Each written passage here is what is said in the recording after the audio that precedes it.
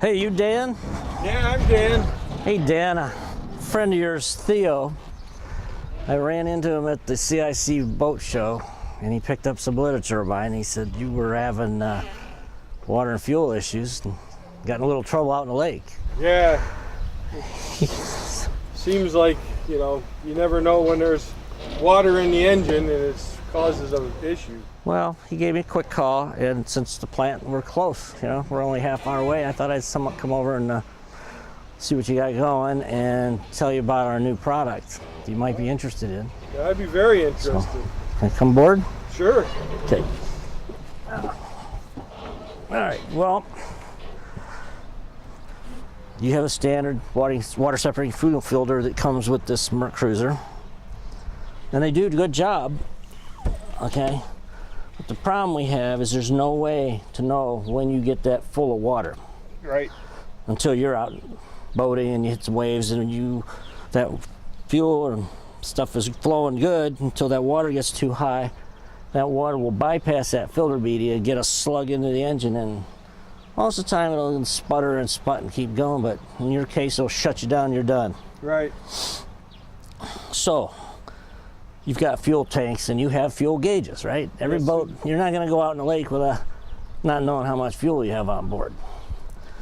So what we decided, I've been making sensors for other filter manufacturers for 35 years.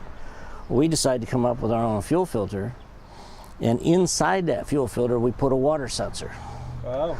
And the reason it's inside instead of outside, most people that have sensors are external, but in an inboard gasoline application, you can't have sensors because it has to pass a fire test and they would leak. So this unique device has that sensor internal.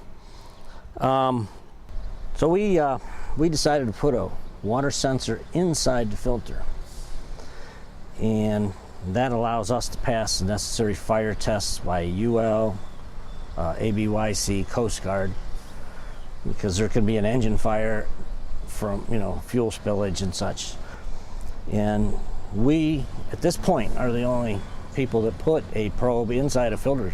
So what's different is you have a typical, like I said, typical marine filter water separator. It does a good job. We would put ours somewhere else, like mount it over here in front of yours. We call ourselves a primary filter. And then there'd be a little electrical connection on there, and we have an indicator light. That indicator light could be on your dashboard, or we have another configuration. It's a gauge, if you're more comfortable with a gauge, and it has a little light on it, and it also has a buzzer that'll turn on and catch your attention.